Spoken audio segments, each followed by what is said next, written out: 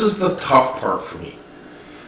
Because when we went into this pandemic, dude, we had some things going, but we were having, let's just face it, in Vancouver, the wedding business is ruthless. There are tons of people in this industry. Over the years, we've seen the amount of vendors multiply by tens. Like DJs, just as a DJ, over the past, 5 years, I've seen so many DJs pop up, young guys, and remarkably a lot of older guys actually getting into the DJ business in their 50s and stuff.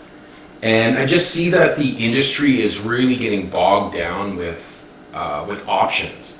You know what I mean? Mm-hmm. And what do you think is going to be different?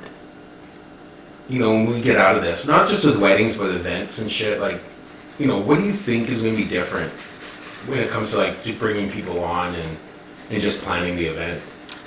I feel like there's a lot of negative and there's a lot of positive coming out of it. I think the negative is that because people will be cutting costs, the first place they're going to cut costs is entertainment. It is true, isn't it? Yeah, it's that's what they're going to think. They're like, I'm going to cheap out on the DJ. I'm going to cheap out on.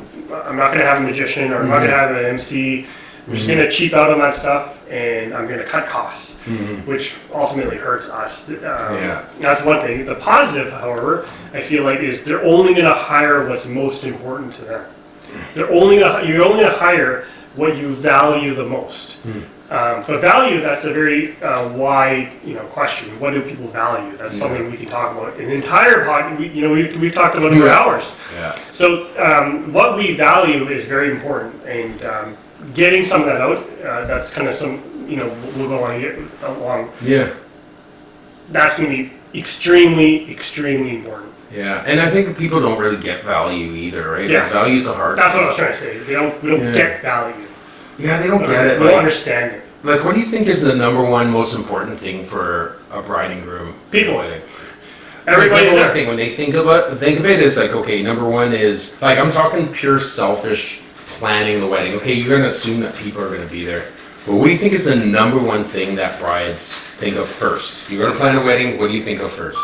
Oh, it should be like, well, currently today it's the dress. That's all I talk about. Yeah. How's my dress look? How's my dress look? How's my dress look? But it should be your vows, right? Like it should be your number like writing your vows. Like your relationship with your future fiance, like that, your future husband or your future wife. Yeah. Like that's the most important, is the relationship itself, and that's what you're presenting to everyone. Yeah. So that should be the number one foremost thing. So focusing on on the Just fact that you guys are going to be there. Yeah. That's a good point, actually. I was thinking, you got something else in mind? Well, I was thinking like, okay, so when you go to plan a wedding, especially here in BC, right? Like you go to plan a wedding, bride sits down, okay, I'm gonna have a wedding. Number one, I gotta get a venue, right? So first of all, you gotta find your place that you're gonna get married, right? So you go around, you search around, for venues. And do you have a favorite venue by any chance?